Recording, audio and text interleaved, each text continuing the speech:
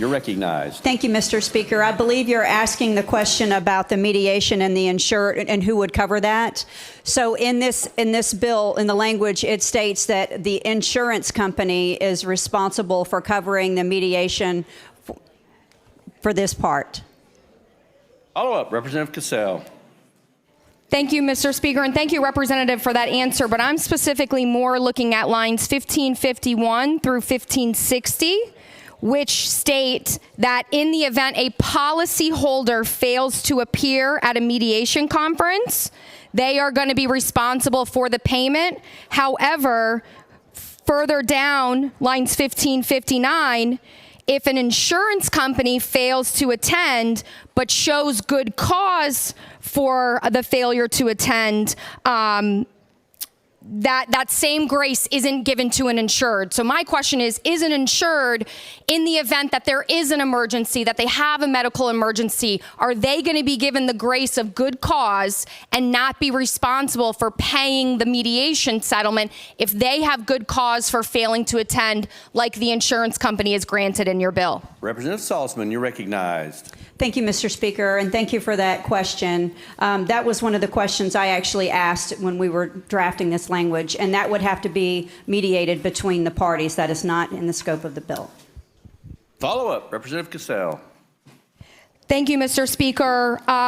In the bill, and I apologize, I didn't write the line down. I usually do. The bill changes the time frame for the CFO to provide a report on a 1 in 100-year storm from 1 year to 3 years. Why are we making that change?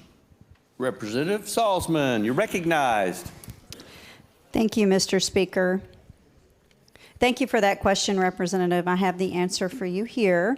The department is making this change because it takes a substantial amount of time, effort, and money to provide the product that this statute actually requires. So rather than providing a report annually with little change, we are changing it to 3 years so we can have a more robust and more actuarial sound report. Representative Cassell, you're recognized. Thank you, Mr. Speaker. Does your bill contemplate that during that 3-year period, if there is a 1 in 100-year event, would the CFO be required to provide a report following that event if it's within that 3-year time frame? Representative Salzman, you're recognized. Thank you, Mr. Speaker. Thank you, Representative, for that question. No, it does not. Representative Cassell, you're recognized. Thank you, Mr. Speaker. Turning to line 1561, dealing with the fact that an insurance adjuster must come to mediation with full authority to settle. Do you have any instances or examples that you can provide where an adjuster would not have the authority to settle?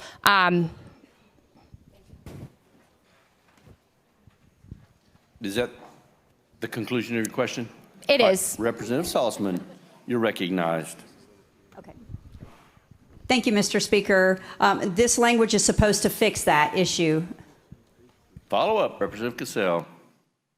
Thank you, Mr. Speaker. And just getting a little bit more specific, if an adjuster has to call a supervisor during that mediation, would that constitute not having the full authority to settle if they have to ask for more money?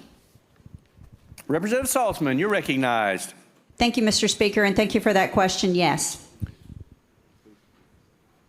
Any other questions? Any other questions of the sponsor? Any